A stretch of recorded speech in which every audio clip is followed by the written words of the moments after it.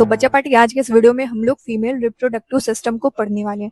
Female reproductive system में सबसे पहले ओवम प्रोडक्शन आता है, फर्टिलाइजेशन आता है और यूट्रस आता है। ये तीनों क्या होते हैं? फीमेल रिप्रोडक्टिव सिस्टम के पार्ट होते हैं।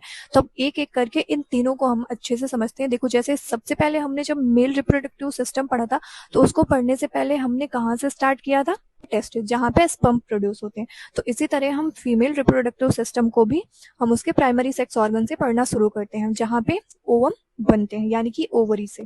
ठीक है, देखो ये ओवल शेप का स्ट्रक्चर दिख रहा है जिसको हम लोग ओवरी कहते हैं। ओवरी में क्या होता है कि यहाँ पे ओवम बनते हैं, यानी कि एक सेल बनते हैं। ठीक है, और ये जो ओवरी होती है ये एक ट्यूब लाइक स्ट्रक्चर से कनेक्ट होती है। ठीक है, जिसको हम लोग बोलते हैं फैलोपियन ट्यूब। ठीक है, क्या बोलते हैं? Fallopian tube. अब देखो, ये जो ओवरी होती है और जो फैलोपियन ट्यूब होती है ये दोनों डायरेक्टली अटैच नहीं होते हैं।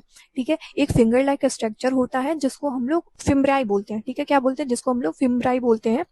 ये फिम्ब्राई से, ठीक है, ये फिम्ब्राई ओवरी को और फैलोपियन ट्यूब को कनेक्ट करके रखती है। ठीक है, और देखो इसका एक मेन रोल और होता है, क्या करता है? ओवम को रिसीव करता है और तेजी से क्या करता है? फैलोपियन ट्यूब की तरफ लेके जाता है। ठीक है, और देखो ये जो ओवम होता है ये नॉन मोटाइल होता है। ठीक है, यानी कि इसमें कोई गति नहीं होती है। ठीक, और जो स्पर्म होता है मेल का, वो क्या होता है? वो मोटाइल होता है। ठीक, यहाँ तक डन है। अब देखो फैलोपियन ट्यूब में क्या होता है? जो फैलोपियन ट्यूब होते हैं यहाँ पे फर्टिलाइजेशन होता है, यानी कि मेल गैमेट और फीमेल गैमेट। मेल गैमेट क्या होता है? स्पर्म होता है, और फीमेल गैमेट क्या होता है? ओवम होता है। ठीक है, जब ये दोनों आपस में मिलते हैं तब उसको हम फर्टिलाइजेशन यानी कि निषेचन बोलते हैं। जब निषेचन होता है तो उसके बाद जाइगोट फॉर्मेशन होता है। ठीक है, क्या होता है? जाइगोट फॉर्मेशन होता है। फिर जाइगोट जो होता है ये डिवाइड होकर एम्ब्रियो बना लेता है। ठीक है, यानी कि जब फर्टिलाइजेशन होगा, एक सेल होगी, उससे 2 सेल बनेंगी, 4 सेल बनेंगी, फिर वो 8 सेल में डिवाइड होगी, 16 सेल में डिवाइड होगी। ऐसे ही सेल क्या होती है? डिवाइड होते चली जाती है। ठीक है, फिर क्या बनाता है? वो एम्ब्रियो बना लेता है। तो ये एम्ब्रियो जो होता है ये आता है यूट्रस पे, जहाँ पे क्या होता है? बेबी का डेवलपमेंट होता है। ठीक है, बेबी का डेवलपमेंट कहाँ पे होता है? यूट्रस में होता है, यानी कि वोम में होता है। उसके बाद क्या हो जाता है? उसके बाद जो बेबी होता है वो वेजाइना के थ्रू बाहर निकलता है। ठीक है, यहाँ तक डन है।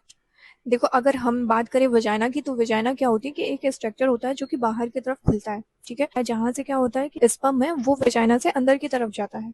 ठीक है, और साथ ही वजाइना का काम क्या होता है? जो बेबी निकलता है बाहर, कहाँ से? यहीं से, वजाइना के थ्रू ही निकलता है। ठीक है, देखो जो फीमेल रिप्रोडक्टिव सिस्टम होता है वो मोर कॉम्प्लेक्स होता है, यानी कि मेल से ज्यादा फीमेल रिप्रोडक्टिव सिस्टम कॉम्प्लेक्स होता है। क्यों? क्योंकि यहीं पे देखो फर्टिलाइजेशन होता है, डेवलपमेंट ऑफ बेबी होता है, यानी कि बेबी का डेवलपमेंट होता है, और यहीं से क्या होता है कि बेबी बाहर भी निकलता है। ठीक है, तो ये था फीमेल रिप्रोडक्टिव सिस्टम का एक ओवरव्यू।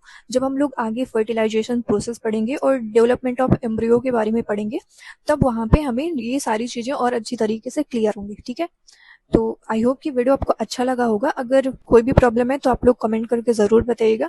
एंड अब मिलते हैं अपनी अगली वीडियो में, तो तब तक के लिए wish all the best. Thank you.